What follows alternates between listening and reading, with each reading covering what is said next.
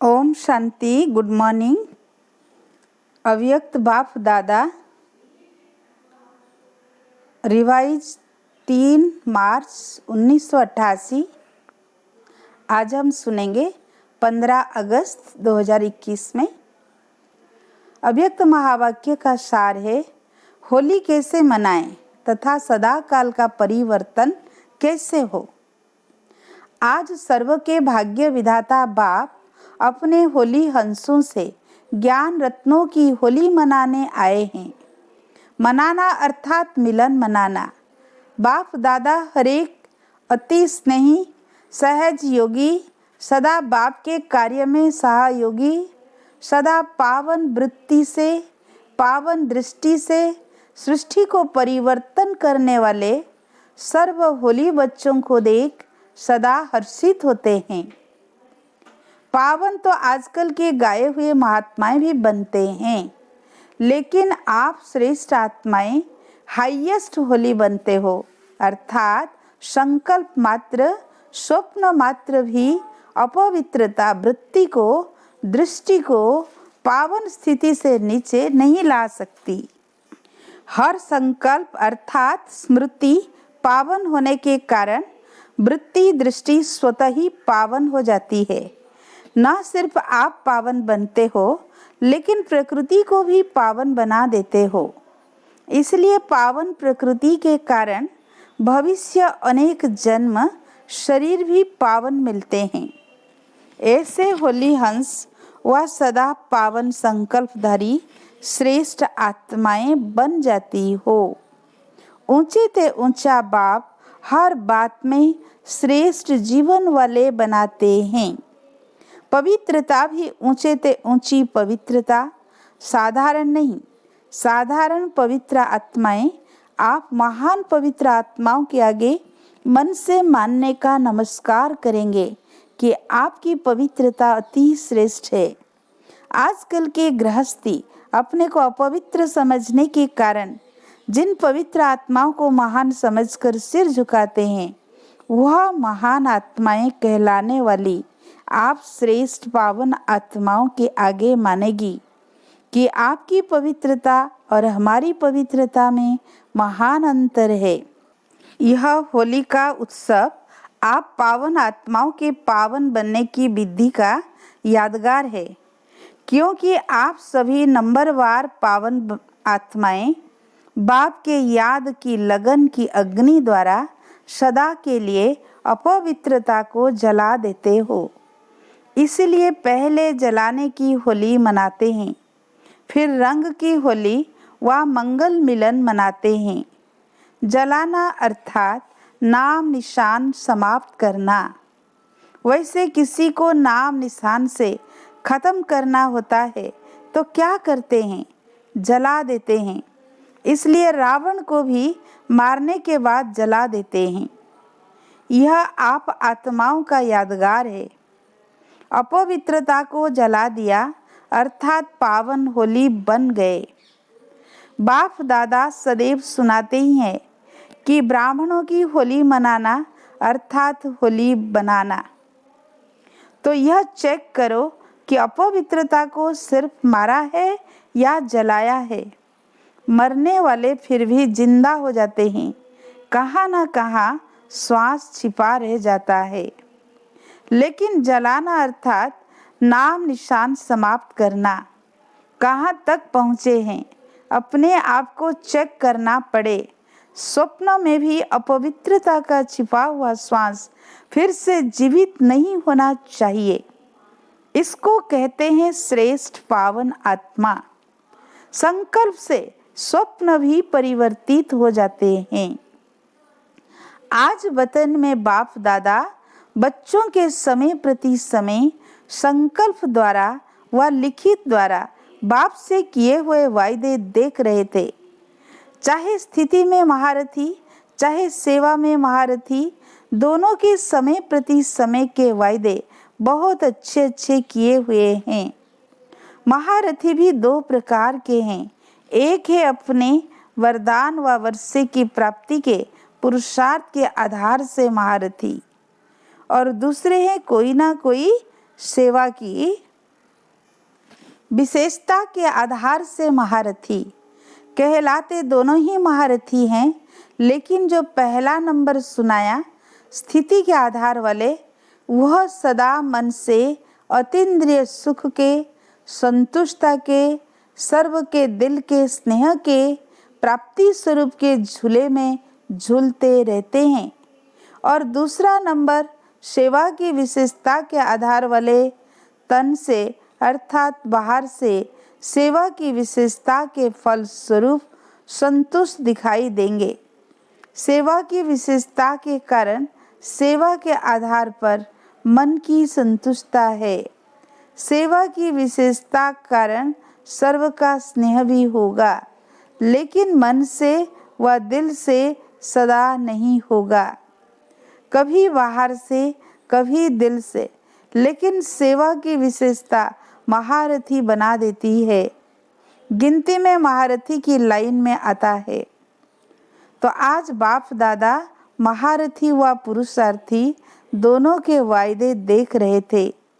अभी अभी नज़दीक में वायदे बहुत किए हैं, तो क्या देखा? वायदे से फायदा तो होता है, क्योंकि दृढ़ता का फुल अटेंशन रहता है।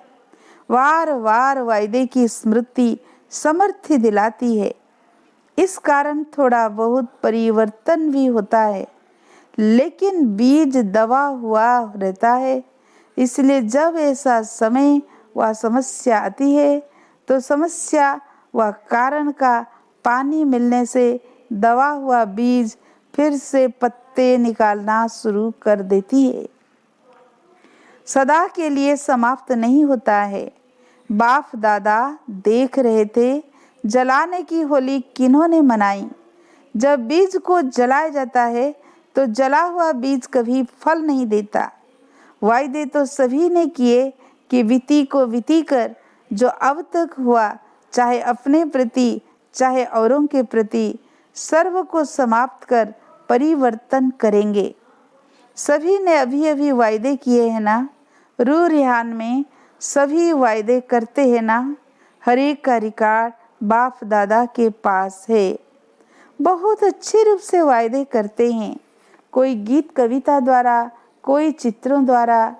बाप दादा देख रहे थे जितना चाहते हैं उतना परिवर्तन क्यों नहीं होता, कारण क्या है, क्यों नहीं सदा के लिए समाप्त हो जाता है। तो क्या देखा? अपने प्रति व दूसरों के प्रति संकल्प करते हो कि यह कमजोरी फिर आने नहीं देंगे, व दूसरे के प्रति सोचते हो कि जिस किसी आत्मा में हिसाब किताब चुक्त होने के कारण संकल्प बोल व कर्म में संस्कार टकराते हैं, उनका परिवर्तन करेंगे। लेकिन समय पर फिर से क्यों रिपीट होता है? उसका कारण सोचते हो कि आगे से इस आत्मा के इस संस्कार को जानते हुए स्वयं को सेफ रख उस आत्मा को भी शुभ कामना देंगे। लेकिन जैसे दूसरों की कमजोरी देखने, सुनने व ग्रहण करने की आदत नेचुरल और बहुत काल की हो गई है, ये आदत नहीं देखेंगे। यह तो बहुत अच्छा है, लेकिन उसके स्थान पर क्या देखेंगे? क्या उस आत्मा से ग्रहण करेंगे? वह बार बार अटेंशन में नहीं रखते। यह नहीं करना है, यह तो याद रहता है, लेकिन ऐसी आत्माओं के प्रति क्या भाव रखना है, क्या सोचना है, क्या देखना है, वह बातें नेचुरल अटेंशन में नहीं रहती। जब कोई स्थान खाली रहता, उसको अच्छे रूप से अगर यूज नहीं करते, तो खाली स्थान में कीचड़ा, मच्छर आदि स्वतः ही पैदा हो जाते हैं, क्योंकि वायुमंडल में मिट्टी, धूल, मच्छर आदि हैं ही। तो वह फिर से थोड़ा थोड़ा करके बढ़ जाता है, क्योंकि जगह भरी नहीं है। तो जब भी आत्माओं के संपर्क में आते हो, पहले नेचुरल परिवर्तन किया हुआ श्रेष्ठ संकल्प का स्वरूप स्मृति में अपना आना चाहिए, क्योंकि नॉलेजफुल तो हो ही जाते हो। सभी के गुण, कर्तव्य, संस्कार, सेवा, स्वभाव, परिवर्तन के शुभ संस्कार व स्थान सदा भरपूर होगा तो अशुद्ध को स्वतः ही समाप्त कर देगा। जैसे सुनाया था, कई बच्चे जब याद में बैठते हैं व ब्राह्मण जीवन में चलते फिरते याद का अभ्यास करते हैं तो याद में शांति का अनुभव करते हैं, लेकिन खुशी का अनुभव नहीं करते। सिर्फ शांति की अनुभूति कभी माथा भारी कर देती है और कभी निद्रा की तरफ ले जाती है।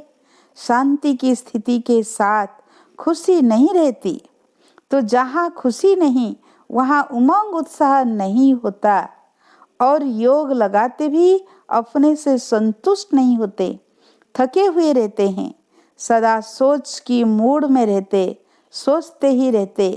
खुशी क्यों नहीं आती? इसका भी कारण है क्योंकि सिर्फ यह सोचते हो कि मैं आत्मा हूँ, बिंदु हूँ, ज्योति स्वरूप हूँ। बाप भी ऐसा ही है, लेकिन मैं कौन सी आत्मा हूँ? मुझ आत्मा की विशेषता क्या है?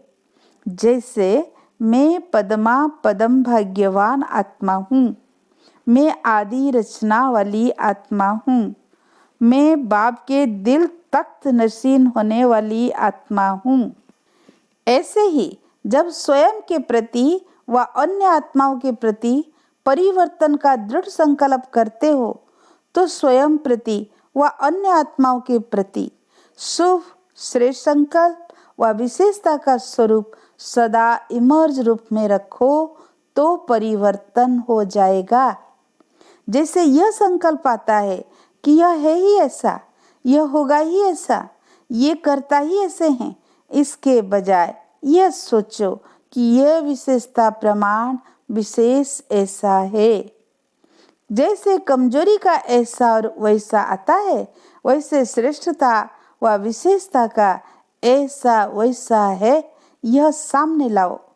स्मृति को, स्वरूप को, वृत्ति को, दृष्टि को परिवर्तन में लाओ। इस रूप से स्वयं को भी देखो और दूसरों को भी देखो। इसको कहते हैं स्थान भर दिया, खाली नहीं छोड़ा। इस विधि से जलाने की होली मनाओ। अपने प्रति व दूसरों के प्रति ऐसे कभी नहीं सोचो कि देखो हमने कहा था ना, यह बदलने वाले है ही नहीं। लेकिन उस समय अपने से पूछो कि क्या मैं बदला हूँ? सो परिवर्तन ही औरों का भी परिवर्तन सामने लाएगा। हर एक यह सोचो कि पहले मैं बदलने का एग्जाम्पल बनूं। इसको कहते हैं होली जलाना। जलाने के बिना मनाना नहीं होता, पहले जलाना ही होता है, क्योंकि जब जला दिया अर्थात स्वच्छ हो गए, श्रेष्ठ पवित्र बन गए, तो ऐसी आत्मा को स्वतः ही बाप के संग का रंग सदा लगा हुआ ही रहता है। सदा ही ऐसी आत्मा बाप से व सर्व आत्माओं से मंगल मिलन अर्थात कल्याणकारी श्रेष्ठ शुभ मिलन मनाती ही रहती है। समझा? ऐसे होली मनानी है ना। जहाँ उमंग उत्साह होता है वहाँ हर घड़ी उत्सव है ही है। तो खुशी से खूब मनाओ, खेलो, खाओ, मौज करो, लेकिन सदा होली बन मिलन मनाते रहो। अच्छा, सदा हर सेकेंड बाप द्वारा वरदान की मुबारक लेने वाले, सदा हर ब्राह्मण आत्मा द्वारा शुभ भावना की मुबारक लेने वाले, सदा अति श्रेष्ठ पावन आत्माओं को, सदा संग के रंग में रंगी हुई आत्माओं को, सदा बाप से मिलन मनाने वाली आत्माओं को बाप दादा का याद, प्यार और नमस्ते। हम रूहानी बच्चों की रूहानी बाप दादा को याद, प्यार, नमस्ते नमस्ते। शुक्रिया बाबा, शुक्रिया। पर्सनल मुलाकात के समय वरदान के रूप में उच्चारे हुए महावाक्य। फर्स्ट, सदा अपने को बाप की याद की छत्र छाया में रहने वाली श्रेष्ठ आत्मा अनुभव करते हो। छत्र छाया ही सेफ्टी का साधन है। इस छत्र छाया से संकल्प में भी अगर पांव बाहर निकलते हो तो क्या होगा? रावण उठाकर ले जाएगा और शोक वाटिका में बिठा देगा। तो वहाँ तो जाना नहीं है। सदा बाप की छत्र छाया में रहने वाली, बाप की स्नेही आत्मा हूँ, इसी अनुभव में रहो। इसी अनुभव से सदा शक्तिशाली बन आगे बढ़ते रहेंगे। सेकंड पॉइंट, सदा अपने को बाप दादा की नजरों में समाई हुई आत्मा अनुभव करते हो। नयनों में समाई हुई आत्मा का स्वरूप क्या होगा? आंखों में क्या होता है? बिंदी। देखने की सारी शक्ति बिंदी में है ना। तो नयनों में समाई हुई अर्थात सदा बिंदी स्वरूप में स्थित रहने वाली, ऐसा अनुभव होता है ना। इसको ही कहते हैं नूरे रत्न। तो सदा अपने को इस स्मृति से आगे बढ़ाते रहो। सदा इसी नशे में रहो कि मैं नूरे रत्न आत्मा हूँ। आज का वरदान, अपनी अलौकिक रूहानी वृत्ति द्वारा सर्व आत्माओं पर अपना प्रभाव डालने वाले मास्टर ज्ञान सूर्य भव। जैसे कोई आकर्षण करने वाली चीज आसपास वालों को अपनी तरफ आकर्षित करती है, सभी का टेंशन जाता है, वैसे जब आपकी वृत्ति अलौकिक रूहानियत वाली होगी तो आपका प्रभाव अनेक आत्माओं पर स्वतः प्रभाव डालेगा। अलौकिक वृत्ति अर्थात न्यारे और प्यारेपन की स्थिति स्वतः अनेक आत्माओं को आकर्षित करती है। ऐसी अलौकिक शक्तिशाली आत्माएं मास्टर ज्ञान सूर्यवन अपना प्रकाश चारों ओर फैलाती है। स्लोगन, सदा स्वमान की सीट पर स्थित रहो तो सर्व शक्तियां आपका ऑर्डर मानती रहेगी। सूचना, आज मास का तीसरा रविवार अंतर्राष्ट्रीय योग दिवस है। बाबा के सभी बच्चे सायं 6:30 से 7:30 बजे तक विशेष मास्टर मुक्तिदाता बन पुरानी देह और दुनिया के बंधनों से, पुराने संस्कार स्वभाव से मुक्त बन मुक्ति जीवन मुक्ति का वरदान देने की सेवा करे। अच्छा, ओम शांति।